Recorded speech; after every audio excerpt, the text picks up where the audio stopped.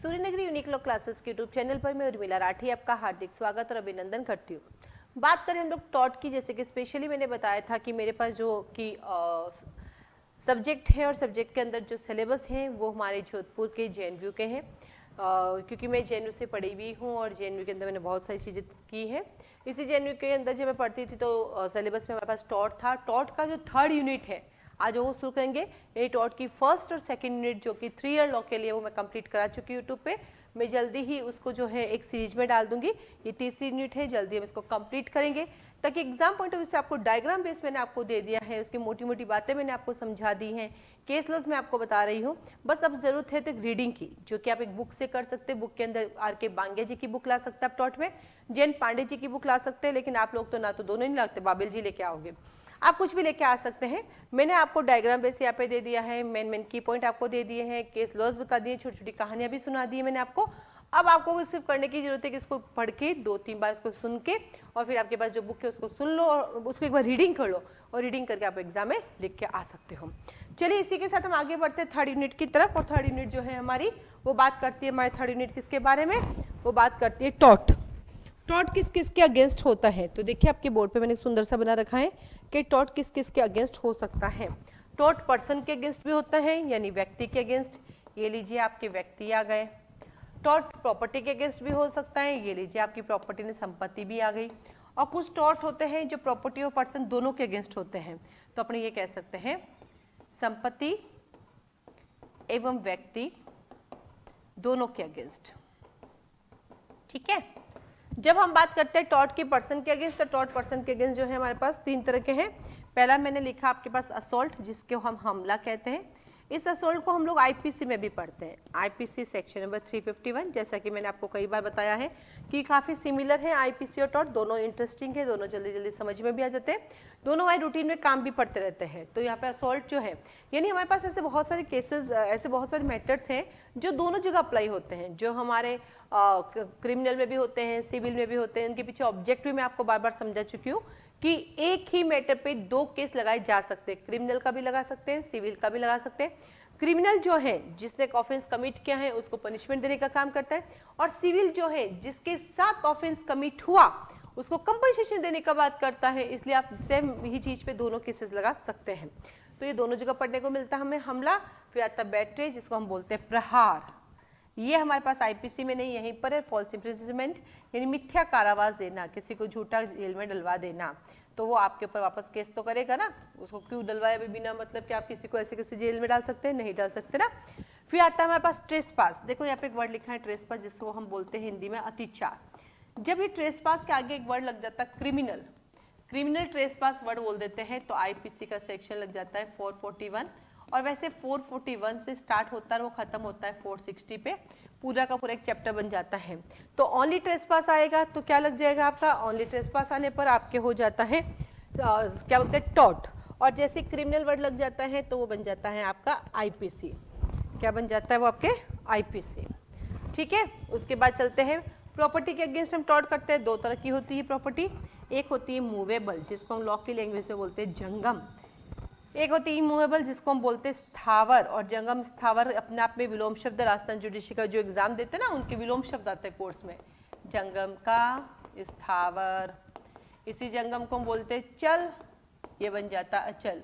हाँ जी, Rajasthan judiciary, Rajasthan AP और राजस्थान जेलों का जब आप एग्जाम देते हैं तो वह हिंदी ग्रामर आपके कोर्स में होती है, और जो हिंदी ग्रामर आपके कोर्स में होती है इसमें विलोम शब्द आते हैं और विलोम शब्द यहीं से निकल के आते हैं। ठीक है, फिर आता है आपके पास, तो चलिए आज हम इनके 1 बाय 1 हम पढ़ते हैं असॉल्ट क्या होता है। देखिए असॉल्ट की जब मैं बात करती हूँ ना बेटा, तो असॉल्ट में हमें ये देखना है कि असॉल्ट किन किन चीज़ों में माना जाएगा, कब होगा कब नहीं होगा। असॉल्ट में क्या किसी की बॉडी टच होती है, नहीं, जस्ट आज तो गया काम से, तेरे को नहीं छोड़ूंगा, मुक्का दिखाना, ये जेस्चर बनाना जो होता है उसे कहते हैं साहब इसने मेरा असॉल्ट किया। जब हम आपको टच करके मारते हैं आईपीसी के अंदर कहता है वो फोर्स होता है। तो असॉल्ट में क्या होता है, आप जेस्चर करते हैं, सामने वाले को सिर्फ धमकाते हैं, डराते हैं, अभी टच नहीं किया है तो भी आपके अगेंस्ट केस किया जा सकता है, तो भी केस किया जा सकता है। ठीक है, जैसे इसके एग्जाम्पल है नज़दीक से मुक्का दिखाना, बैट दिखाना, पानी फेंकने के लिए से पानी फेंक दूंगी। अभी हम लोग क्लास में पढ़ाई कराते हैं तो बच्चे गलत जवाब देते हैं तो खड़ा करते हैं उनको पनिशमेंट देने के लिए ना। मैंने कहा ये अब सर्दी है, पनिशमेंट का सबसे बढ़िया है अपने बोतल में ठंडा पानी लाओ, जैसे गलत जवाब दे डाल दो। तो जैसे तुम ऐसे ना किसी को गिराते डालो क्या, तो वो असोल्ट है, आप डरा रहे हो उसको, है ना, हमला कर रहे हो। किया नहीं है, जब हमला कंप्लीट हो जाता है तो दूसरा ऑफेंस कमिट हो जाता है। इसके अंदर केस है स्टीफेंस वर्सेस मायर्स। एक केस लिखेंगे Stephens versus Myers. Stephens versus Myers 1930 1930। इस मामले में वादी एक परिवाद का अध्यक्ष था। वादी जो है वो एक परिषद का अध्यक्ष था। प्रतिवादी ने उस परिषद की कार्रवाई में विघ्न डाला, जिसके कारण प्रतिवादी को अध्यक्ष ने बाहर निकालने के आदेश किया। प्रतिवादी मुक्का दिखाते हुए वादी की ओर बढ़ा, प्रतिवादी को प्रहार के लिए उत्तरदायी माना। क्या हुआ था इस केस के अंदर? इस केस में हुआ कि आप एक मीटिंग में जाते हो, अध्यक्ष साहब कुछ बोल रहे होते हो, आप अध्यक्ष साहब को की मीटिंग में शोरगुल करते हो, अध्यक्ष साहब कहते हैं इनको बाहर निकालो, और आप अध्यक्ष साहब को मुक्का दिखाते हो। तो आपने यहाँ पे क्या क्या असॉल्ट किया है, आपने क्या क्या असॉल्ट। तो लिख दो इस केस के अंदर एक वर्कशॉप चल रही होती है और फिर टॉर्टर, जो टॉर्ट करता है उसको बोलते टॉर्टर करता है, यानी अकृत्य करता होता है, वो उस मीटिंग में विघ्न डालता है, अध्यक्ष साहब उसको बाहर जाने के लिए कहते हैं, तो अध्यक्ष साहब को मुक्का दिखाता है, इसलिए उसने क्या किया, असॉल्ट किया। सेकेंड आता है आपके पास बैट्रे। सेकेंड लिखेंगे हम बैट्रे यानी प्रहार।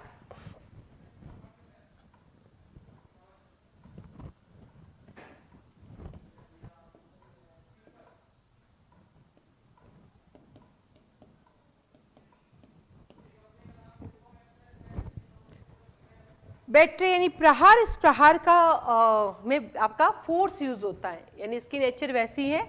ये तो आईपीसी हो गया आपके पास 351 और ये आईपीसी की नेचर हो गई 350 जैसी। कैसी हो गई? 350 जैसी। तो प्रहार यानी बैट्रे करना, फोर्स यूज करना। जब कोई पर्सन बिना किसी लीगल औचित्य के किसी पर्सन को जानबूझकर उसके फोर्स यूज करता है, एक तो पुलिस है अपना काम करते हुए किसी पे फोर्स यूज करती है, ठीक है, और एक बिना किसी मतलब क्या कि आपको दे देना ठोके जा रहा है, तो वो क्या कर रहा है, बैट्रे कर रहा है, प्रहार करता है, तो संप्रहार कहता है। जैसे किसी को एग्जाम्पल पत्थर से मारना, किसी पे पानी फेंक कर उसके शरीर कपड़े को खराब कर देना, किसी को मुक्का मार देना, किसी व्यक्ति को एक तरफ घोड़ा दौड़ा कर टक्कर लगवा देना, किसी के मुंह पर थूक देना, ये भी असॉल्ट क्या बोलते हैं, बैट्रे है, थूकना किसी के मुंह पर, है ना, कॉलर पकड़ देना, किसी की कॉलर पकड़ के मतलब कुल मिला के उसकी बॉडी को टच कर देना, चाहे आप खुद कर रहे हो, किसी सब्सटेंस के थ्रू कर रहे हो, तो ये कहा जाएगा कि आपने बैट्रे किया है। या किसी की इच्छा के विरुद्ध जबरदस्ती उसका मेडिकल करवाना, ये भी बैट्रे है, किसी की इच्छा के विरुद्ध जबरदस्ती उसकी मेडिकल कराना भी बैट्रे माना जाता है, ठीक है। फिर आता तीसरा आपका मिथ्या कारावास, बिना किसी कारण के किसी को जेल में डलवा देना, बेचारे को बंदी बना देना, फॉल्स इम्प्रिजनमेंट, क्या बोलते हैं इसको बात, फॉल्स इम्प्रिजनमेंट, मिथ्या कारावास देना, बिना किसी गलती के कारावास दे देना। किसी पर्सन को शारीरिक स्वतंत्रता पर बिना किसी विधिक औचित्य के पूर्ण अवरोध लगा देना, किसी की बॉडी पर बिना किसी लीगल और अथॉरिटी के आप उसको बंद कमरे में डाल देना कि भाई तू यही रहेगा, बाहर नहीं निकलेगा। वो कहता है भाई मेरी गलती क्या है ये तो बता दो, गलती की है तो मैं जेल में रहने के लिए तैयार हूँ, मेरी तरफ से कोई मना नहीं है, पर पहले मुझे मेरी गलती तो बताई जाए कि मैंने क्या किया है, ठीक है। मिथ्या कारावास यानी बंदीकरण कहलाता है, चाहे वो कितने ही टाइम के लिए क्यों हो, चाहे 1 घंटा, 1 मिनट, 1 दिन, 2 दिन, 4 दिन, देखिए वो अलग चीज़ है कि लॉ ट्रिफलिंग एक्ट पे ध्यान नहीं देती, वो सब सेकेंडरी मैटर है, पर ये कहता है कितने भी टाइम के लिए हो सकता है, इसकी कोई लिमिटेशन नहीं है, ठीक है। तो कुल मिला के क्या होता है फॉल्स इम्प्रिजनमेंट, किसी पर्सन को बिना किसी रीजन के उसके बॉडी को कंट्रोल में करके रख देना, that is called false imprisonment. एक केस है Mee versus Cruikshank, Mee versus Cruikshank 1905, Mee versus Cruikshank 1905। इस मामले में प्लेंटिफ को दोषमुक्त करने के पश्चात प्रतिवादी द्वारा एक कमरे में ले जाया गया और उससे कुछ प्रश्न पूछे गए। न्यायालय ने मिथ्या बंदीकरण का कृत्य मानते हुए प्रतिवादी को उत्तरदायी माना। इस केस में क्या होता, प्लेंटिफ था, उस प्लेंटिफ को एक्विटल कर दिया गया और रिलीज करने का ऑर्डर दे दिया गया, उसके बावजूद भी उसको रिलीज ना करके उसको दूसरे कमरे में ले गए, उससे पूछताछ की, कोर्ट ने कहा that is a false imprisonment, क्योंकि जब हमने इसको छोड़ने का आदेश दे दिया तो मैटर खत्म हो गया। आप कौन होते हैं इसको अलग से ले जाके सारी चीजें पूछने के लिए, आपको कोई अधिकार नहीं है। इसके साथ ही 2 केस और है हमारे पास, Rudal Shah versus state of Bihar, पहले भी पढ़ा था अपन ने, याद आया, रुदल शाह वर्सेस बिहार, जहाँ छोड़ने का उसको अधिकार दे दिया, इसको छोड़ दिया जाए, उसके बाद भी 14 साल तक उसको अंदर रख लिया गया था। ये केस हम कई जगह पे पढ़ते हैं, ये आर्टिकल 21 में भी पढ़ते हैं, ये यहाँ पर भी पढ़ते हैं, ये अपन क्या बोलते हैं टॉर्ट के कंपनसेशन वाले पार्ट में भी पढ़ते हैं, तो ये कहीं सही जगह पे हमें पढ़ने को मिलता है। देन आता है आपके पास, अब आता है नेक्स्ट आपके कि प्रॉपर्टी से रिलेटेड। प्रॉपर्टी भी 2 तरह की होती है, एक मूवेबल और एक इमूवेबल। मूवेबल प्रॉपर्टी से जैसे किसी की 4 व्हीलर ले लेना, 2 व्हीलर ले लेना, गोल्ड ले लेना, है ना, किसी को गाड़ी से हटा के खुद उसकी गाड़ी में बैठ जाना, यानी यहाँ पे जब हम पढ़ते हैं तो ट्रेस पास होता है, और ट्रेस पास मूवेबल प्रॉपर्टी का भी होता है, इमूवेबल प्रॉपर्टी का होता है। इमूवेबल प्रॉपर्टी का ट्रेस पास किसी के घर में उसकी परमिशन के बिना आ जाना, और मूवेबल प्रॉपर्टी का ट्रेस पास किसी की कार में जाके बैठ जाना, क्योंकि जो 4 व्हीलर होती, जो कार होती है वो मूवेबल होती है, और वहाँ पर बिना उसकी परमिशन से एंट्री करना भी क्या माना जाता है, ट्रेस पास, और किसी के घर में बिना किसी परमिशन के एंट्री करना क्या माना जाता है, ट्रेस पास माना जाता है ना। तो कुल मिला के प्राइवेट प्लेस पर या प्राइवेट थिंग्स पर आप बिना किसी परमिशन के एंटर कर देते हो तो आप ट्रेस पासर माने जाओगे। और इस ट्रेस पास को हम यहाँ पर भी पढ़ते हैं। ये ट्रेस पास हमें रेंट कंट्रोल एक्ट में जब आपको खाली करने के लिए घर कह दिया जाता है, फिर भी आप वहीं रहते हो तो ट्रेस पासर कहलाते हो। और जब आप सामने वाले को एनोई करने के लिए, डराने के लिए, है ना, दहलाने के लिए आते हो तो उसके साथ एक वर्ड जुड़ जाता है, क्रिमिनल ट्रेस पास। क्या वर्ड जुड़ जाता है, क्रिमिनल ट्रेस पास। और क्रिमिनल ट्रेस पास हम लोग कहाँ पढ़ते हैं, आईपीसी के सेक्शन नंबर 441 में, आईपीसी सेक्शन नंबर 441। तो आइए देखते हैं क्या होता है। ट्रेस पास जो है आपके मूवेबल प्रॉपर्टी के अगेंस्ट क्या है, प्लेंटिफ के पोजीशन में कोई मूवेबल प्रॉपर्टी को बिना उसके परमिशन के इंटरफेयर करना, उसकी मूवेबल प्रॉपर्टी के साथ कोई तरह की छेड़खानी करना भी ट्रेस पास माना जाता है। जैसे किसी की कार की चाबी ले लेना, है ना, कार पर पत्थर फेंकना, चिड़िया को गोली मार देना, जैसे आपका पालतू कुत्ते को कोई पीट देता है, आपकी पालतू गाय को कोई पीट देता है, तब भी माना जाएगा कि आपने जो है किसी की मूवेबल प्रॉपर्टी का डैमेज किया है। साथ ही साथ इसके अंदर आता है कि मूवेबल प्रॉपर्टी में क्या क्या कर सकते हैं। तो 3 तरह से आप किसी की मूवेबल प्रॉपर्टी के अगेंस्ट टॉर्ट कर सकते हैं। पहला आता है उसमें एंटर करके, दूसरा आता है उसको डैमेज करके, और तीसरा आता है उसमें चेंजेस करके, यानी उसके माल में मिलावट करके, है ना, उसमें अत्याचार करके, उसको नुकसान कारित करना, जैसे कि चीज़ें तोड़ देना और संपरिवर्तित कर लेना, किसी की चीज़ को बदल देना, है ना, BMW गाड़ी की जगह उसके एम्बेसडर कार दे देना, यानी उसकी चीज़ों में बदलाव कर देना। ये तीनों कंडीशन से आप क्या कर सकते हैं, आप जो है किसी के मूवेबल प्रॉपर्टी के साथ टॉर्ट कर सकते हैं। और इमूवेबल प्रॉपर्टी, किसी के लैंड पर आपका आ जाना और वहाँ से हटना नहीं, उस पर अपना राज जमा देना और ये बताना कि मेरी है, तो क्या माना जाता है कि आपने इमूवेबल प्रॉपर्टी पर टॉर्ट किया। सबसे ईजी यही है, किसी की प्रॉपर्टी पर बिना किसी लॉफुल अथॉरिटी के एंटर कर जाना और फिर वहाँ से वापस न जाना। ये कहा जाता है कि आपने क्या किया है, आपने जो है ट्रेसपास किया है। और फिर इन दोनों का मिक्सचर आ जाता है, पर्सन के अगेंस्ट और प्रॉपर्टी के अगेंस्ट, दोनों के अगेंस्ट एक साथ हो सकता है।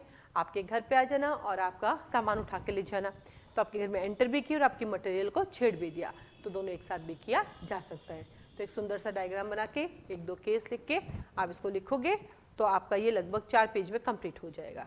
ठीक है, तो इसको सुंदर सा कीजिएगा। तो ये आपका सेकंड क्वेश्चन कंप्लीट होता है।